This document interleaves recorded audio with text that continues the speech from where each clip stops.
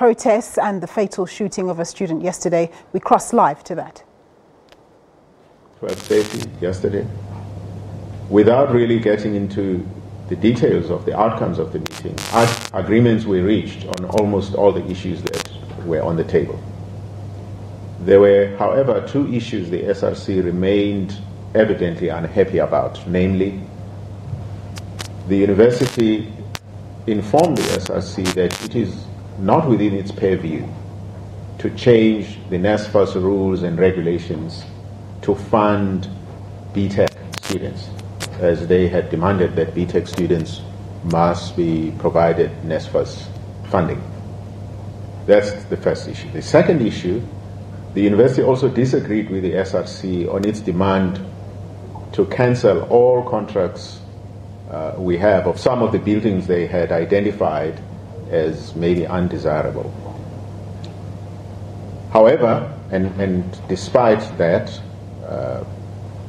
the meeting suggested a process to be led by the Dean of Students to deal with this issue of unhappiness around a number of residencies that they thought we could cancel contracts with. The team was set up comprising the SRC members and relevant university officials that would go and verify some of the allegations the SRC had put on the table about the state of those buildings they thought we have to cancel contracts with. Maybe I should also explain here that the leased residences don't really belong to the university but belong to a number of service providers. I'll give more details in a minute or so about the state of provision of residential accommodation to our students at DUT. Going back to the demand to unblock all returning students, this has to be understood in context. It creates a picture that students are being financially excluded or not provided with adequate accommodation after they have been funded by NSFAS. And depending on their circumstances, because not all of those opt to go into residence. Every year, universities submit enrollment targets to the department. Actually, we have a 3-year rolling process of 5-year rolling process of enrollment planning with the Department of Higher Education and Training for government and the department to plan properly how to fund our higher education system. So we've got enrollment figures that would have been agreed several years ago that we have to stick by. For 2019, DUT's target is 30,070 students. 8,314 of those students would be first-time entry students, and the rest would be returning students, about 87%. No, I'm sorry, I'm making a mistake here. The 26,300 of the 30,070 that we are expecting to enroll this year have already been registered as of Monday, the 4th of February, and perhaps today the number is even higher because we also have online registration taking place, even as the university may have closed its administrative activities. In 2018, almost 15,000 students, about 50% of our student population, were supported by NSFAS. Even though DUT owned residences only to accommodate about 3,700 students, which is only 12% of our student body, through leased residences, we increased the number of beds that we could offer as DUT. Actually, as of last Friday, the 1st of February, we had 9,258 beds available in Durban. We had 4,010 beds available in the Midlands, which is a total of 13,268 beds available for the 30,070 students that we expect to enroll this year.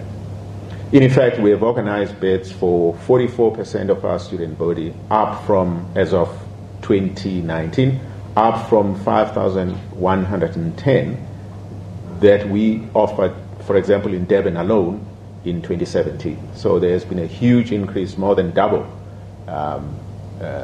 the number of beds that were provided about 2 years ago, provided now in 2019.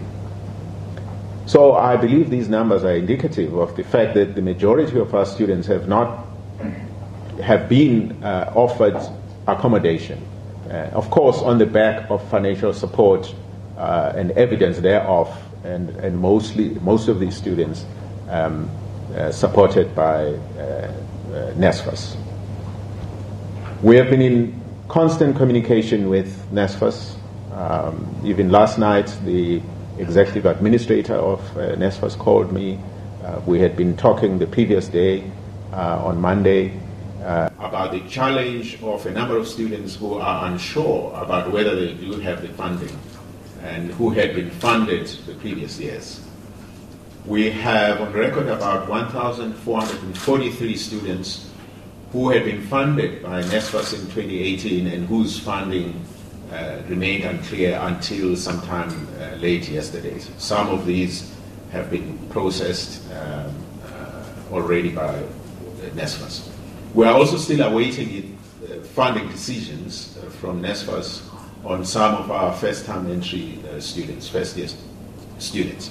Once this information is received, we'll register additional students towards ensuring that we meet our target for 2019. As I said earlier, so far we have just over 26,000 of the 30,000 students that we need to register this year.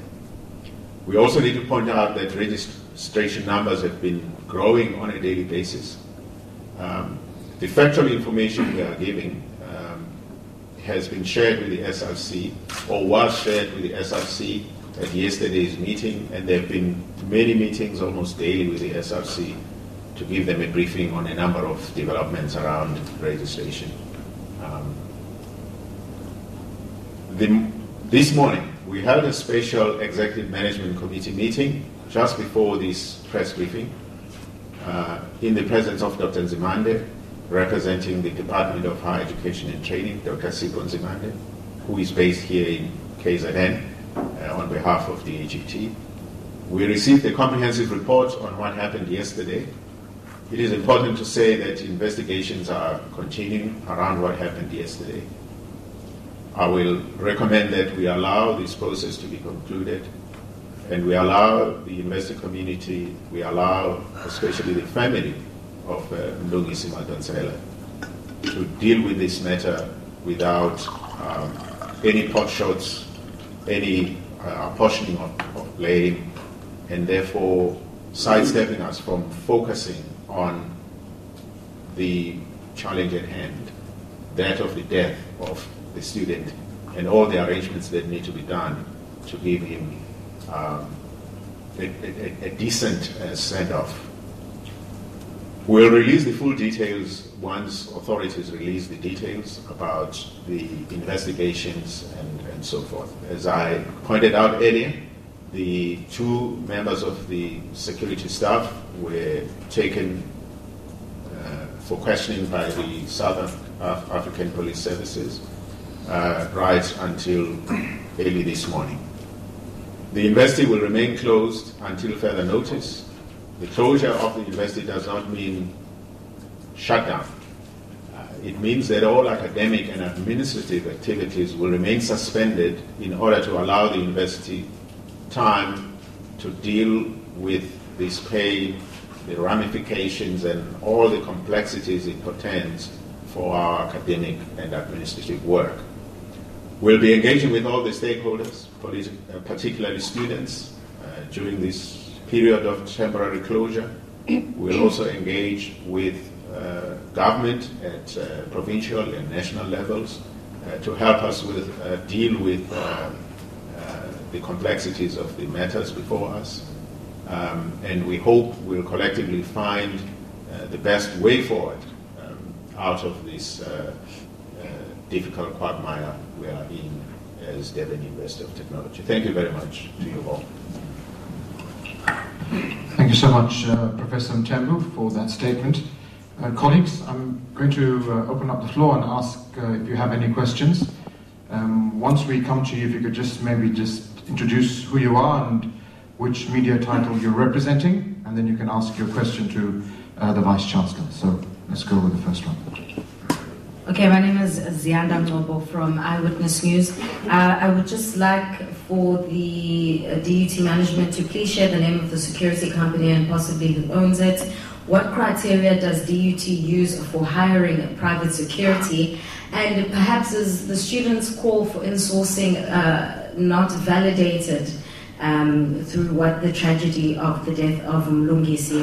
Should you not be insourcing security to avoid a lack of accountability when it comes to such incidents? Thank you.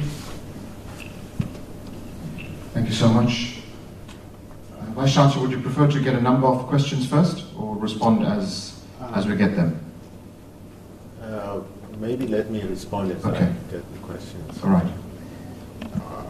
I was trying to get something to note the question with, so I wonder if you could repeat. Just repeat that, sorry. if you mind. Okay, no problem.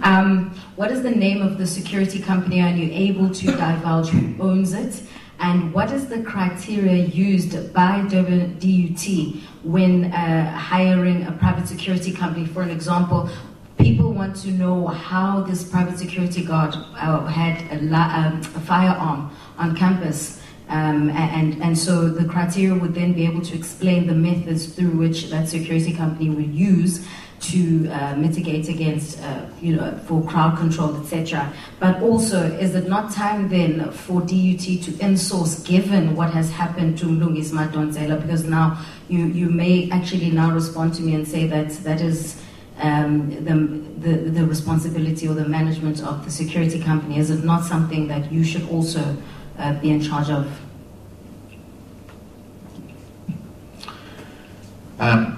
To deal with the last part of your question about insourcing being seen as a necessary condition to avoid situations like this, I'm not sure. The context is this.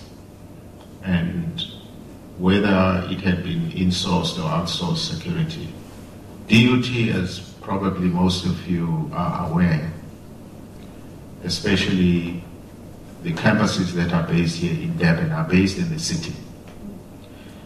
Perhaps unlike many other universities that are easily secluded and well gated, DUT is very porous. As a result, part of our contract is that we should have to monitor the perimeter of the university, because there have been markings, there have been markings at gunpoint, at knife point, and so on.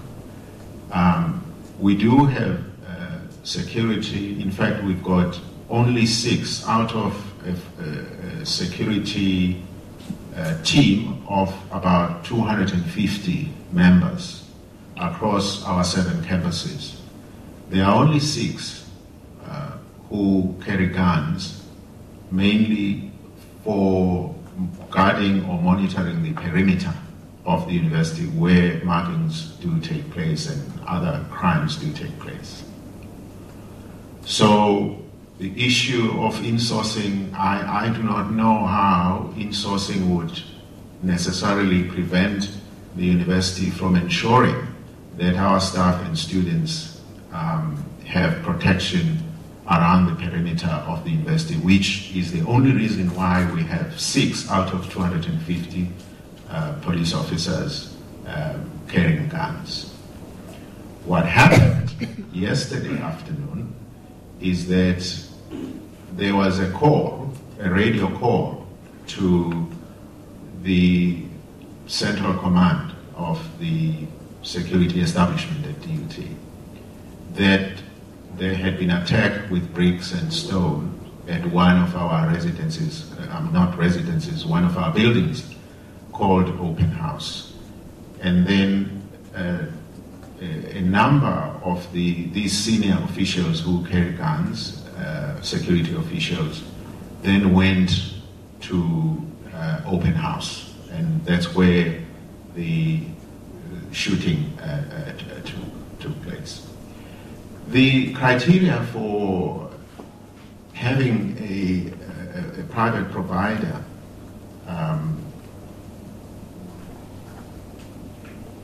we use the current company, for example, is used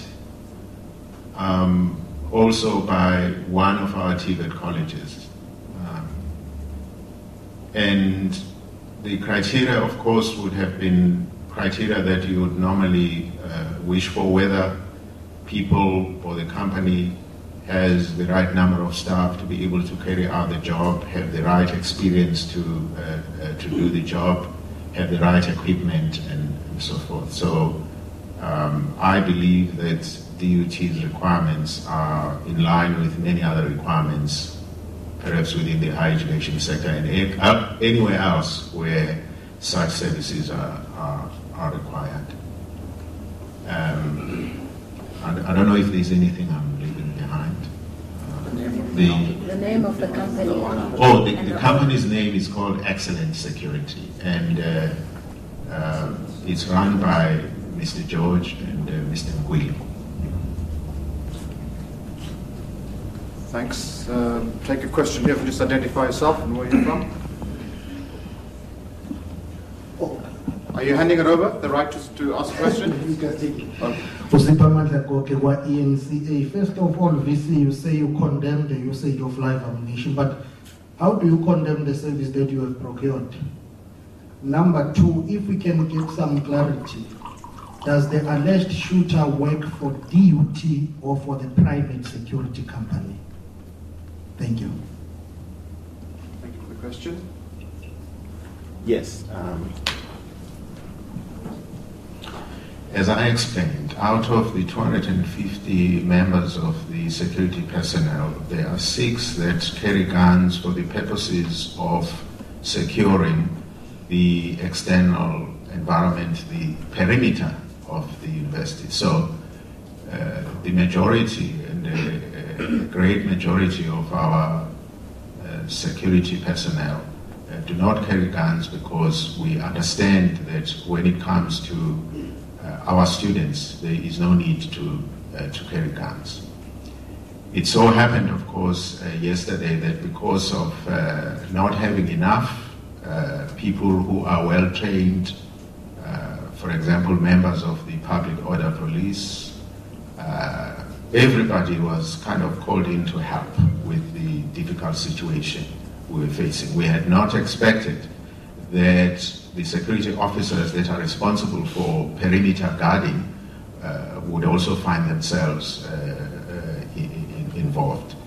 So we say we condemn the use of live ammunition on students simply because we had not envisaged that this would happen. Our system is not organized in terms of the security personnel on the ground. They don't have, and they don't carry any guns. But because of a lack of enough people who could handle the situation, I think these 2 officers found themselves in that situation, and it's really regrettable that they used live ammunition to deal with the situation they were facing. The 2 officers are employed officially by Excellent Security that we mentioned earlier. They are not DUT employees. Thank you, Vice Chancellor. Any other questions? Louis Sukumalo from the SABC TV News. Just a bit of clarity on the live ammunition issue. My question is, under what circumstances should a security guard or a security company use live ammunition? Had the security company perhaps exhausted all avenues available to them? And my second question is, I believe that this morning you had a stakeholders meeting. Have you engaged the AFF Student Command as well as the SRC, because they've said that they have not gotten any word from management as yet? Thank you.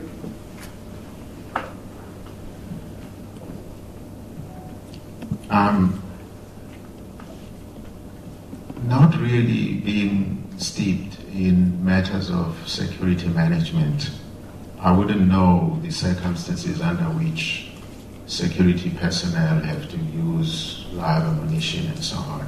As I explained earlier, the people who got involved in this incident are never meant to be dealing with students, but more with crime around our campus. So I'm sorry that I won't be able to answer that question about the circumstances under which the security officers would use live ammunition. I think there is something else I'm missing here. The last part. Or the engagement with the SRC. As explained in my statement, there was a 4-hour meeting yesterday with the SRC between 8:30 in the morning and 12:30. And the events that took place started around 2 o'clock or 2:30 yesterday. And everybody has been running helter-skelter around what then befell us yesterday afternoon. As I said in the statement, we have had, since the beginning of this year, we've had several meetings with the SRC to deal with issues of registration, to deal with issues of accommodation. I have personally chaired at least 2 of those meetings to satisfy myself that the members of staff who are responsible for providing accommodation for registering students are doing the best that they could to make sure that those processes are smooth enough. So we've been meeting with the SRC, and as I say, even yesterday there was a meeting with the SRC.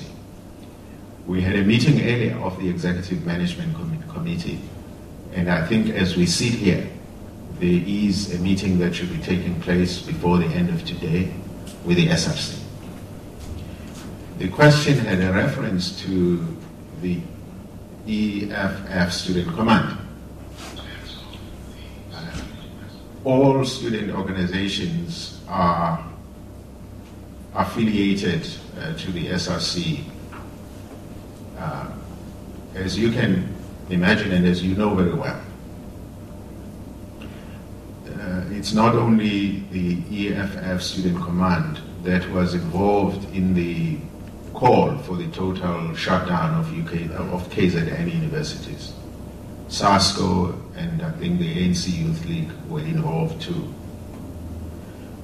But our assumption every time, given a duly elected SRC, is that when constituent student organizations have issues, it's only the SRC that has the authority to represent those issues, because like in this case, everybody, both SASCO, for example, and EFF Student Command, through the SRC on Monday, presented a memorandum of demands or grievances. It then becomes very difficult for us to kind of divide the student body in terms of that representation through the SRC and begin to entertain different groups outside the SRC. So we've been engaging with the SRC right up to yesterday at 12:30, just before the tragedy happened, and we will even today, after the meeting we had, after this press conference, engage further with the SRC. But let me also just mention here that it's also very important that we remember that a young life has been lost. And as much as we could talk about insourcing of security, as much as we can talk about engagements with the EFF Student Command or SASCO or any other organization, we should ask ourselves the extent to which we could also be engaging with the family of the deceased student. And I believe, and you may judge me wrong. I believe that what is most important during this period, less than 24 hours after the death of Mlungisi, is how the university, how the media and everybody else could be rallying around the family to support the family as much as we can. Yes, I know that engagement with students via the SRC or engagement in any other way with the EFFSC or with SASCO or any other student organization is something that will obviously help to unlock or resolve a number of differences that we have. But as I've explained, indeed, that continues to happen, but I hope we will focus more on the family and what the family might require during this difficult period. Thank you, Vice-Chancellor. Hi, Bonani Tetra from the Times. Just one question, Prof. Do you know what is the status of the two security officers who were investigated by the police? Have they been given special leave, or what's their status at the moment? Okay, thanks, Bongani. As I explained earlier, the two security officers were taken in for questioning by the SABC until this morning. We had an engagement earlier with the leaders of the security company, and at that time they told us since those security officers had been taken in by the police, they hadn't had a chance to even engage with them. And that's what I understand is happening after they left the meeting around about 12 or 11:30 when they left the meeting. We've not had an opportunity to engage with them about steps that they have taken with regard to those security officers. Obviously, they've got to engage with them and have their own investigation about what happened and take the relevant decisions. Thanks, Bongani. Hi, Professor. I'm Kavil Singh from News 24. I've just got two questions. The first is regarding the family, the Madonsela family. Has the university management engaged them? At what level have you engaged them? How are they at the moment? What are they feeling? The second question is, you said that the security personnel there's only 6 of them that carry arms. Would you reconsider the competency of the security company, considering that one of your students was killed with live ammunition instead of, protecting them from outside dangers? Thank you. Thanks, Kabir. Maybe starting with the last question. Well, certainly beyond the South African Police Services doing an investigation about this, the university itself will be necessarily doing its own investigation around these circumstances. Of course, we do understand that there may be all sorts of challenges about doing that because we have to work very closely with SABC on this matter. And there may be actions or information that we might require that maybe SABC might say, well, we are dealing with the matter. So we will sit down with SABC to get a briefing on the questioning and investigation that started yesterday or last night. Dr. Makri will be representing us on those engagements with SABC together with our head of security. And we will make our own investigation around the responsibility that the security company had to take. And we'll take matters forward on that basis. How the family is, we are sorry that perhaps the family got to know about this before we could officially let the family know.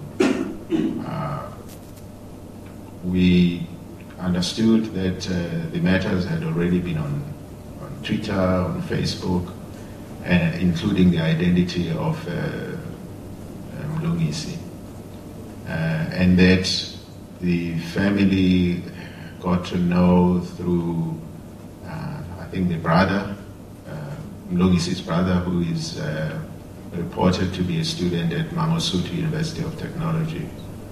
Well, we do understand that as the brother, he probably would have known almost immediately about what had happened to his brother. But we are sorry, nevertheless, that we are not the first to inform the family as a result of social media and many other things. We did eventually get hold of the family once there had been confirmation that Mlungisi had passed away. Engagements with the family about where Mlungisi was, about the family having to do a proper identification of Mlungisi. As we sit here, there is a team that is on its way to Ingwavuma, where Mlungisi hails from. The team from our student services department has gone there also to make an assessment of the circumstances of the family and what type of support might be given to the family during this time. We hope that by the end of the day they will come back with a report about that for the university to have to then make an assessment of the level of support we could provide to the family. Thank you, Vice Chancellor. Rosh.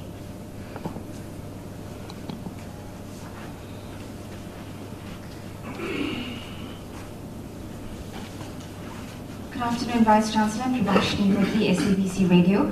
What is going to be your relationship with this particular security company, Excellent Security Company, going forward? Considering they obviously jumped protocol by firing live ammunition at students, are you still going to outsource the services of this particular company going forward after this incident? Thank you.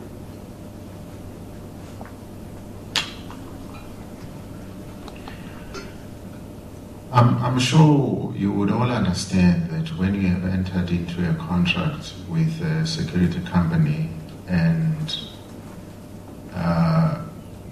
when there is an investigation that has started already, as I explained earlier in answer to a previous question,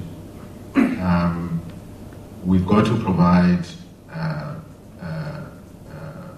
time for that to happen in a proper manner. It would be remiss of me to make an announcement right at this meeting that we are no longer going to have a contractual relationship with Excellent. I think we would be taking to the cleaners as DUT if I were to make such an announcement right here before any sort of investigation has taken place. But certainly, just like with any contractual relationship, when there has been a serious violation of our contracts, and if Excellent Security is found to be at fault, certainly we will sever our relationship. But at this stage, we wouldn't be able to say that before any sort of investigation has been completed. Vice Chancellor, we'll do a final round. We'll start with Sipamandla Goge again, ENCA. A lot has been said about how the deceased was taken to a city hospital and allegedly or reportedly he was not treated because he was not on the medical aid. Did you as DUT receive any call from city hospital asking if you are willing to take care of the medical bill of the deceased? Thank you for the question.